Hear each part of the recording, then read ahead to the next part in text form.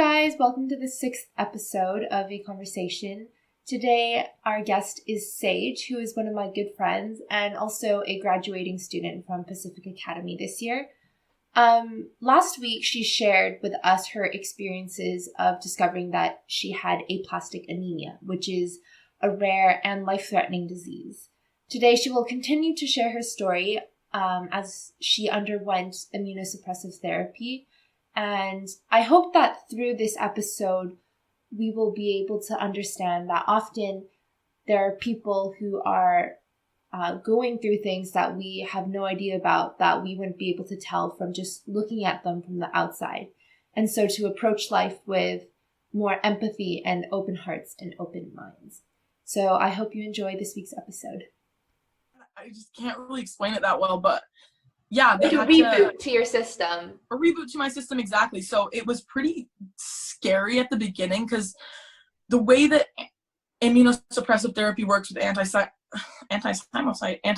globulin is that they inject it into you over a period of 4 days, and those 4 days are so bad because it kills everything and it keeps your immune system suppressed for months afterwards. So at the beginning, it's really what's the word? Dangerous, I guess. So they usually when they run something, so it was hooked up to my PICC line. It's a 2-liter bag of this serum, and they'll try to run it as fast as they can to see if you react or not. If you don't, perfect, you can run it over 4 hours. If you do react, they'll slow it down. So I was going for about 3.5 hours and I was fine. And then it got to about 3 hours and 45 minutes and my body broke out in hives and my eyes swelled shut and I had these huge hives on my face, on my body. And then I got they slowed it down. They stopped it obviously because I was just my body just started there's different types of seizures that you can have, right? One of them's you black out and this and that. But I had one where I was awake and present during it. And I was just shaking around. It was so bad. And my mom had to hold my legs together so they wouldn't fall off of the bed. And it was I was oh, come on, please be over. But I couldn't talk or anything. I was just shaking there. And I remember Suzanne, Emma's mom, came in because she was oh my gosh, you're doing so well. Before, this was at 3 hours, 20 minutes, I think. She came in, she's you're doing great. I'll go get you a Starbucks drink because there's a Starbucks downstairs. And she's I'll go get you a Starbucks drink and I'll bring it back up. But I remember she walked in and she looked and walked back out, because obviously she knows that there's a lot going on in the room and stuff like that. I just remember being oh shoot, this is not okay. Starbucks drink. Yeah, dude, I was no, come back, please. That's what I need right now. No, I'm kidding. But yeah, it was crazy. And then it stopped and I was okay. And my muscles were really sore because I was so tense and held up. And then they ended up running it over 24 hours the next 4 days, which sucked because I couldn't shower. This was your first couple days of immunosuppressive therapy.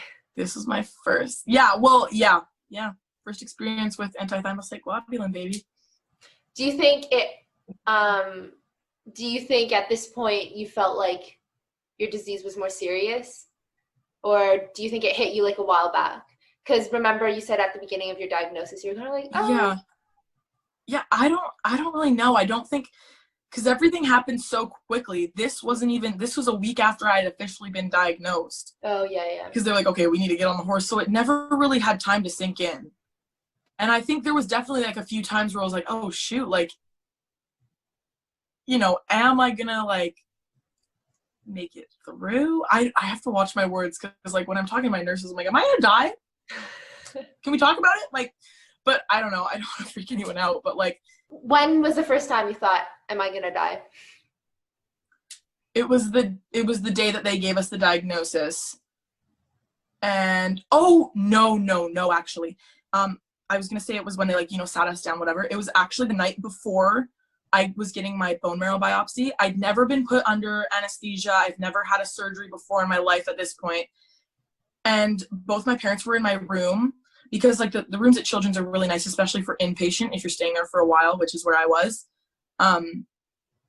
And a nurse came in and she was like, okay, you have to take these drugs before you go in for the bone marrow biopsy. And I had to get 4 bags of blood transfused to me because, you know, you need to have a certain amount. It's an operation, so you need to have enough blood to last the surgery, you know, and your platelets have to be at a certain number to stop yourself from bleeding, right? So she came in and she was just kind of like prepping me, and this was the night before because the next morning I had to fast, and the next morning, whatever. So I was prepping, and then she leaves, and my parents are like, how are you feeling? And I like looked at them and I was like, I don't want to die. And I started crying. And then they started crying, and like, it was just so messy. And that was like, that shifted in my head. I was like, that night I was like, I'm dying. Like, I'm going to die. And that was the only point. Cause like after that I felt so bad. And I told myself after that, like, you're not allowed to think like that anymore. That's messed up. No. Why did you feel bad? Because I thought, like, I don't know, I guess it's like a thing I have with myself where it's like, I need to keep myself in check, I guess. And like, if I think I'm going to die, then I will. But if I think I'm going to be fine and I'm going to crush this next part, then I will, you know? And I don't know, that night, like I sat there and I wrote letters to like, I wrote letters to people if I like ended up dying. I like to a few friends, and then I was like, what am I doing? Why am I doing this? And then I just like closed my laptop and moved on. But I remember I listened to a song the night, because like I told my parents that I wanted to be alone for a bit, and they were like, okay. So they both left, and then I don't even know how it happened. It was so weird, but this is like definitely a part that like has defined, like I'll look back and if I think of one memory, it's this one. Like the night before, I like the song Blessings by Lauren something. It was like, what if your blessings come through rain? Yeah. No, I don't know. Okay. Anyways, but it's the one where it goes like, what if your blessings come through raindrops? What if your healing comes through tears? 1,000 sleepless nights just to know the one you're near. What if trials of this life are mercies in disguise?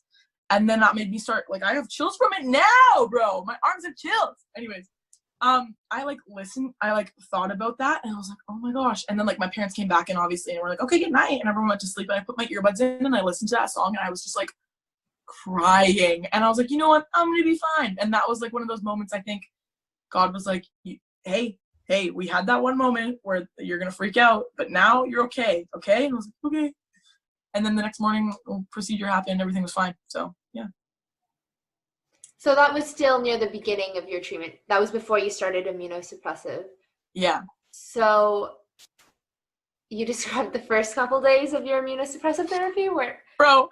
was it very fun? Sorry, if I have the chance to go off, I'll go off, you know? Yeah. So tell us about what your life was like over the next couple of months when you were basically recovering from your immunosuppressive therapy. Like, what did your day-to-day look like? Yeah. Okay. So day-to-day, I was in and out of the hospital because I had to go to the hospital for a blood test at least 3 times a week. It's in Vancouver. Sometimes I would spend the night. Sometimes I would spend 2 nights, 3 nights, 4 nights. I think overall, I probably spent about 2.5, 3 months living in the hospital in between October and December. Wait, what? That's the whole time. Then probably about 2 months. Like I would spend a few days at home, whatever. So I would get blood transfusions. I pretty much just ignored all my schoolwork because I was like, I can't deal with this right now. It was good because I only had English and social justice to deal with, but yeah. And then I was just still really tired all the time because I was obviously still sick. Like your immune system was shut down. Exactly. So I couldn't go out in public. I couldn't see anyone really unless I knew that they were like immuno-clean, whatever the heck. So I had to go on like a little quarantine for about a month after that, where I couldn't really even come in contact with like my mom. Like she would come and like bring my meals to the door and like, or like she would bring it in and I'd be like on my bed, like sleeping, or like in the hospital, like she would just stay away from me. There wasn't a lot of contact for, like, this sounds weird, but I didn't have human like physical contact for like probably 3 months. And that was just really weird. And I definitely felt off about that. And I also got put on, this is after my immunosuppressive therapy. That's when I started all the drugs, and like, I'm still on this drug. Pills you had to take every day. So in October to December, I was taking about 52 pills twice a day because I had to go on anti-infection, antifungal, anti-inflammation, this pill called fluconazole. I was on Benadryl to stop me from reacting. I was on this other one called ondansetron that reacts to the cyclosporin that I was taking. I had to take around 8 cyclosporin pills a day. They smell like weed. Anyways, and you also had to go, I'm forgetting the name, morphine. Yeah, because I reacted. So I was on this steroid called prednisone. It's so bad. And if anyone's ever had an experience with it, you know how bad it is. It sucks. It's literally like a mental game with your brain. It likes to just like mess with you. I don't even know. It's it helps keep your immune system suppressed. It's also used for other things, but for me it was used to keep my immune system suppressed. And the antithymocyte globulin that had been injected already, well, it was in my body running around, and the prednisone would, whenever it would meet, like they eventually met. So about 2 weeks after my initial treatment, like the immunosuppressive therapy, they're like, okay, so aplastic anemia is 1 in a million. There's also this thing we might tell you a little bit about. It's called serum sickness. It's also 1 in a million. You won't get it. We're just going to let you know. Okay, on your way. 2 weeks later, I'm back in the hospital for serum sickness. And basically, in my case, it was where the antithymocyte globulin and the prednisone attack each other in my joints. So just imagine a steroid and immunosuppressive serum substance attacking each other in your joints. Dude, that was the worst pain I've ever been in my life. I remember I was at like the house, and I was on the couch, and I had my hands like buried into the couch, and I was like just trying to breathe, and I couldn't talk again. And my brother was there, and like my brother's like 2 years older than me, and he's a pretty like, we're very similar in a lot of ways, but we're also very different. I'm more empathetic, and I'm more like loud and just like whatever, but he's more like chill. And I don't think I've seen him cry a whole lot. And he started crying, and I was like, oh my gosh, like if he's crying, then and he would like come and be like, what can I do to help you? Like, are you okay? And then I like opened my eyes, and like I lost control of like my sinuses. So I was like, just like a mess. Like I was like crying. Everything was a mess. I was like, I don't know. Like, and I was just like, I've never been in so much pain where I've had to just like yell. And that was where this was. And I was like, I was trying to tell my brother to go downstairs because I didn't want him to see me like this, and I couldn't verbalize it. So he was just like in the corner because he didn't want to leave and be like abandoning me. But I was like, oh my gosh, like, can you go? But I couldn't say anything. And him and my mom were arguing because they were like, well, she needs to go to the hospital. My mom was like, well, no, because by the time we get to the hospital, like, it's not, like, by the time they set up, like, a morphine drip, it's going to be too late. Because we had already had morphine on hand at this point in case. And I'd already taken, like, close to 100 milligrams, which is no bueno, because you can definitely overdose on morphine, and it's dangerous. And we didn't know anything about overdosing on morphine. We didn't know how much was an overdose. So my mom was like, no more. And my brother was like, well, give her more. Like, it was crazy. So eventually I was like, it came in waves after that, because I think the morphine started to kick in. But usually the morphine, it would kick in like 10 minutes, but it took about 2 hours for me to start getting like a wave of like, okay, I can, like, we need to do this before it starts again, you know? So I was like, okay, like, we need to go to the hospital. I don't care. Let's just go. Because and I couldn't really like walk because like my knees were just fried, every joint like thing, and my hips hurt too, like so bad. So my brother like carried me down to the car, and we were in the car, and I was like, oh my gosh, this sucks. This really sucks. I was like, I put on a soothing playlist, and I was like, he's like, it's okay. So we get to the hospital, and they set up a morphine drip, and they're like, wow, we're really surprised. This wasn't supposed to happen. And we're like, okay, like, awesome. So then I was in the hospital for another while, and I was put onto morphine at high doses. Every 4 hours, I would take like 20 milligrams, which is a lot. And I was scared because I didn't want to go off of morphine and have that happen again. I told myself, I was like, I'm never letting myself go through that kind of pain again. I don't care what it takes. I will die before I go through that kind of pain again. Like, it was crazy. So, it was weird because you hear like, before I went on morphine, they were like, okay, like, this is dangerous. People get addicted. It's an opioid, right? Be careful. And I was like, yeah. I just don't want to be in pain anymore. So I think I did get a little like, because your body relies on it. It gets to a point where your body is like reliant on it, right? And it was like, oh, it was weird, man. Like, because it's just, I don't want to say I was addicted because I don't know if I know what that's like, and I don't want to put myself and say like, oh yeah, I was so addicted, when there's actually people who like struggle with that to this day. But I was definitely very reliant on it. And there was one night where it was just a weird circumstance, and I was with my mom, and both of our brains just weren't really, there's so much going on, and like, you kind of don't really become mentally present. Like, those 3 months, they went by so slowly, but they also went by like in a blink of an eye, because like my brain was just like, okay, this is gonna end. Whoa, like, it's Tuesday, like, weird, So there was this one night, it was a long weekend, something was happening. It might have been like Remembrance Day. So like, the inpatient floor, something, I can't exactly remember, but we ran out of morphine. And I was like, oh my gosh, this is not okay. Like, I don't want to go through that pain again. So I was like, okay, I'm going to go in my room, lock myself up, and then just like wait.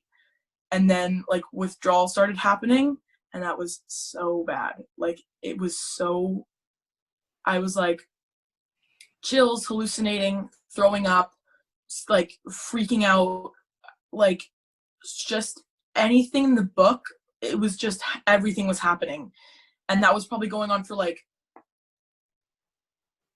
I had no concept of time, but when I asked my mom after, it was like, yeah, that was like 2 days. Like, it wasn't good.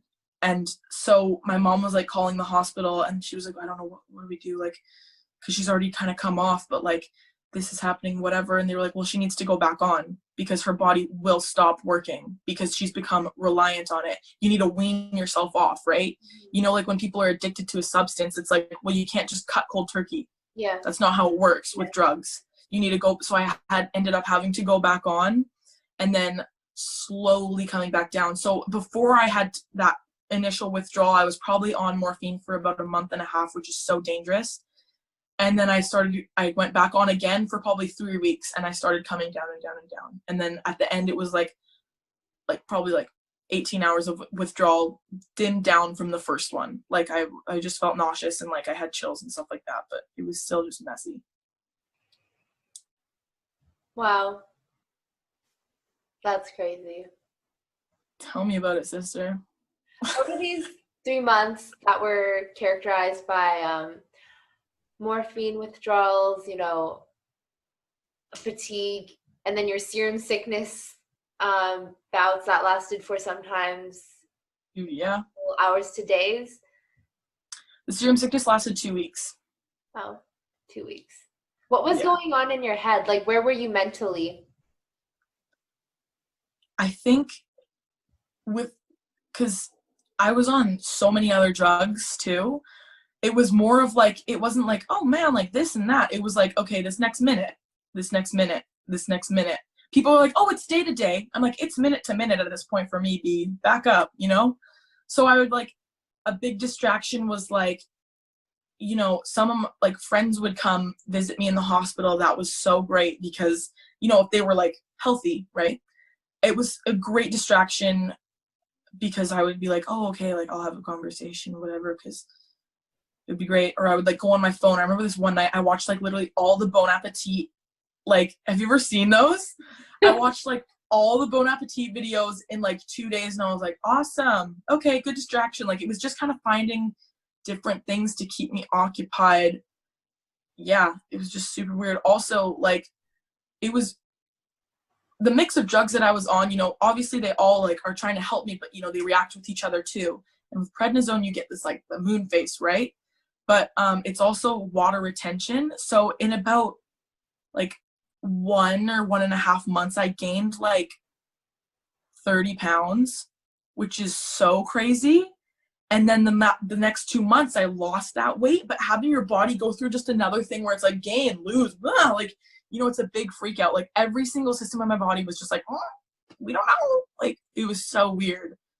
So like, yeah. And also because I'm a generally active person, I use my muscles a lot. And for 3 months, I didn't do anything but sit in my bed. So I lost muscle mass too, which is really annoying. So I'm now in the process of building my muscle back. So whack. Take us from when immunosuppressive therapy ended to now.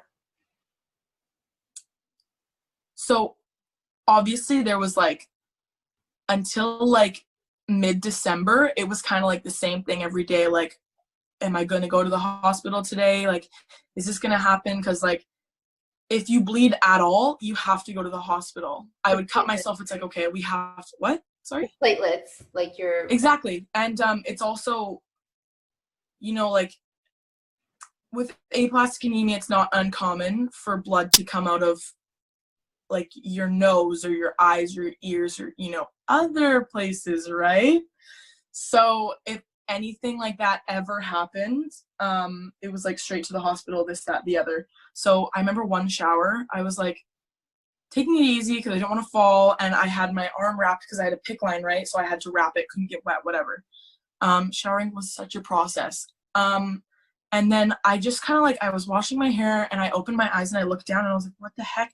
My nose was leaking blood clots because, you know, like your platelets are trying to hold the blood together, but it can only do it in little amounts. So it was just like, I've never had nosebleed before either, so I don't really know what to do.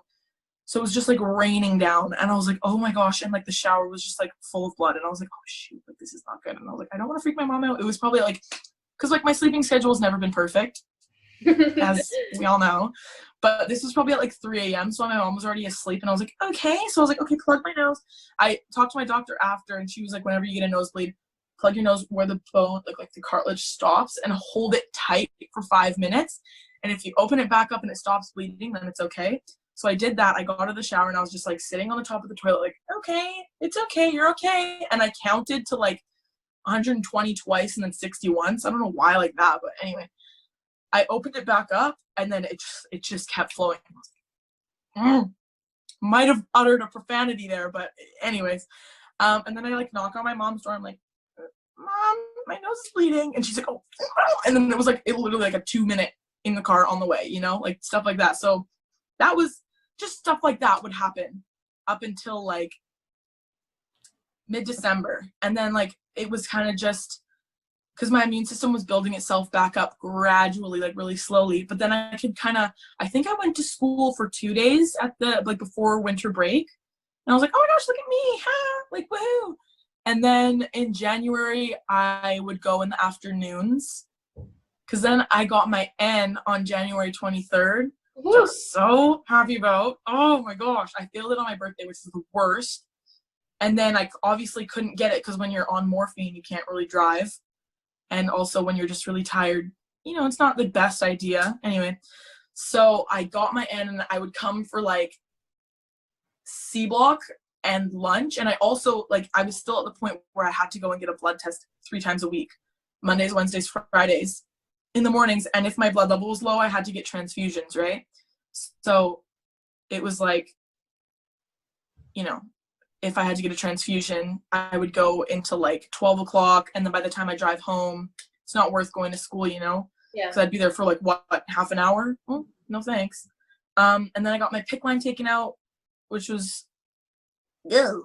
I asked to be awake during it because they were like, well, you can do it under anesthesia. And I was like, well, I don't know. Every time I've been under anesthesia, I'm kind of scared. And like, you know, when you like try to, have you ever been under anesthesia? Okay, well, you will when you get like your wisdom teeth out or whatever, but every time I go under, I'm like, should I fight it? I'm gonna try to stay awake. I'm like, I'm gonna stay awake, it's fine. And then like I think my body just really doesn't like it. So my parents were in the room, both of them were in the room the first time I went under, and like, you know, you fall asleep and then my eyes opened and rolled back and then closed, and my dad was freaked out. He's like, nope, I'm never doing that again, no thanks. So then another time I went under, my mom came in and she said the exact same thing happened. And I was like, oh my gosh, wow, ew, like what is going on? So I was like, I don't want want to do that. Like, what if my body's really stressed out? Like, I don't know. So I was like, okay, no, that's okay. And then I was just awake and it was like, you know, out it comes. Yeah, I know that stuff freaks you out, so I won't talk about it for that long. But I have a video of it, and I showed it for my capstone, and everyone was like, oh, okay, moving on. I was like, well, sorry. Yeah, and then February, I was pretty much at school like full time. I'd probably take one day off a week of school just because I was like, oh man, like I'm tired. Like you're still recovering, right? Your body's still. Oh yeah, like I still am. Like when I initially got diagnosed, they were like, well, you're not going to go to school at all this year, and you're not going to graduate this year. We're sorry, but that's how it is. And I was like, because I told my doctors at the beginning, I was like, don't sugarcoat anything. That's not going to help. Like, oh, maybe you can go back if you feel like. No, just give it to me. That's also who I am as like a person. If I ever have any coaches or like mentors or anything, I'm like, I need you to tell me straight up, because if you don't, I'm going to know, and I'm not going to like you, you know? Like, I need someone to be very just cut and dry with me. Exactly. So they were like, well, you're not going to go to school, this and that. And then I was like there in February, like it was weird because I was diagnosed and recovered so quickly, like quicker than my doctors and nurses had ever like seen. And they're like, this is so weird. Like, what the heck is going on? Which I was like, okay, cool. Like for me, it wasn't like, oh my gosh, yeah, right? Because I've never seen this before. I was just kind of like, well, the faster we get done, the better, right? And honestly, like it was a big thing of me being like, I want to go to school and see my friends. Like, I just want to go back. Because like I missed everyone so much. Like dude, people I don't even speak to, I was like, I want to see them. Like if they could just like come see me, like that'll be awesome, you know? For someone but like so extroverted, probably being in. Oh my gosh, dude. Yeah. And you know I've never been much of a hugger, but now if I get the opportunity to hug someone, I'm like, don't let go, man. Like, don't ever let go, you know? Like, it's so crazy. Oh my gosh. So then I came for February, and then I caught a bit of a cold in March. So I didn't go to school for the 2 weeks before spring break. And then here we are. So as of now, I've gone to school. And that wraps up this episode. If you enjoyed, make sure to check out the next episode, which will be coming out next week, as Saige wraps up her story and shares what she learned and how God was walking with her throughout the whole time. I hope you enjoyed this episode and hope to see you next time. Bye.